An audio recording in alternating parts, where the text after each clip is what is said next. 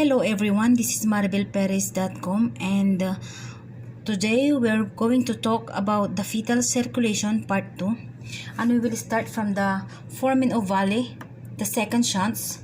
And the foramen ovale is going to connect your right atrium to your left atrium, because remember what we did say over here. The goal of this right side is to get deoxygenated blood to the lungs, but over here the lungs aren't working, so we need to take this fresh oxygenated blood that we just received from the mom, and we need to get to this left side, because the left side want to get it to the body. We don't need it to go through this right side and hit the lung, so majority of this fresh rich oxygenated blood is going to go through and flow over here into the left atrium, and it's going to go down. The rich oxygenated blood is going to go and flow over here into the left atrium. It's going to go down into the left ventricles up through the aorta and replenish the body.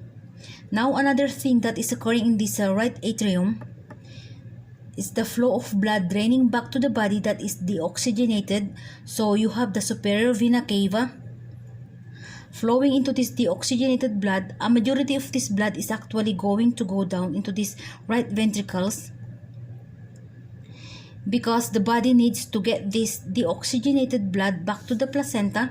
And how it's gonna do this is it needs to go down here on this side, so the blood is going to flow down here, hit the right ventricles. Now also some of this rich oxygenated blood that came from the umbilical vein is going to flow down in here as well, as so the blood is going to mix with oxygenated and deoxygenated blood, and it's going to be pumped up through the pulmonary artery.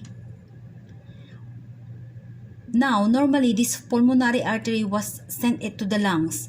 Well, it will stay a little bit to the lungs just to maintain the tissue, but most of it is going actually to be shunted away, and this is where our third shunt is, the ductus arteriosus. So it's going to be shunted from the pulmonary artery into the aorta. So that's what our ductus arteriosus does. It connects our pulmonary artery to our aorta. Now you may be wondering, how is this able to happen? How this structure able to allow blood to shunted here and cross the atrium to the left atrium? Well, there is a pulmonary difference. Let me go over this with you real fast.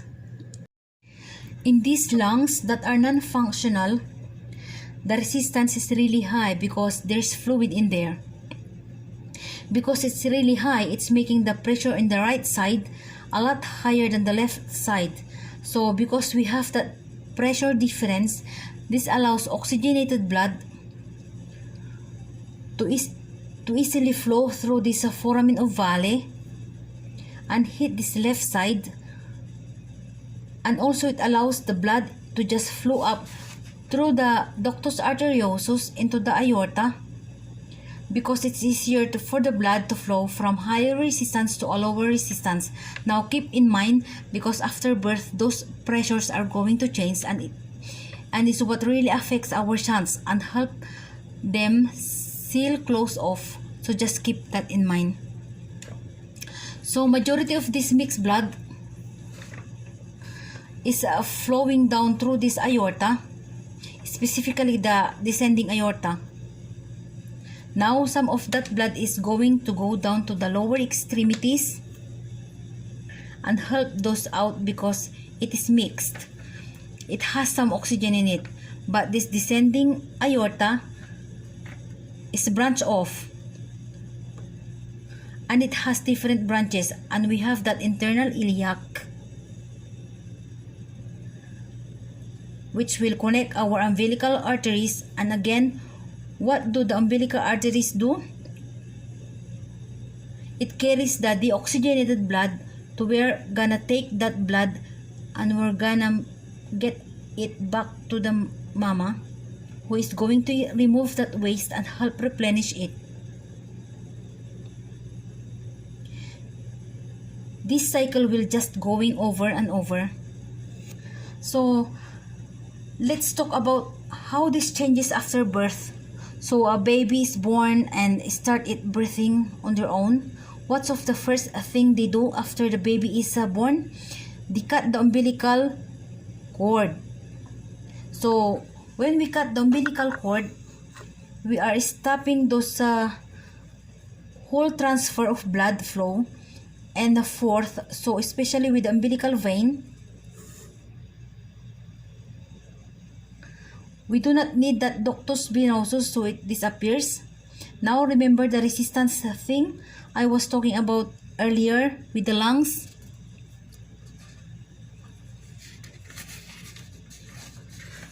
So before babies breathing on their own, they have fluid in their lungs. The resistance really high in here, just making the resistance on the right side a lot higher than compared to the left side. Once the baby starts breathing, they clear all that fluid out of their lungs. Those sacs pop open and resistance drops. So whenever that drops, that's going to change pressure over here on the right side of the heart, and it's actually to become a lot lower on the right side compared to the left side. So now we don't need that shunting of the blood, and it's really gonna happen because we've changed the pressure. So this is gonna help the foramen ovale to close.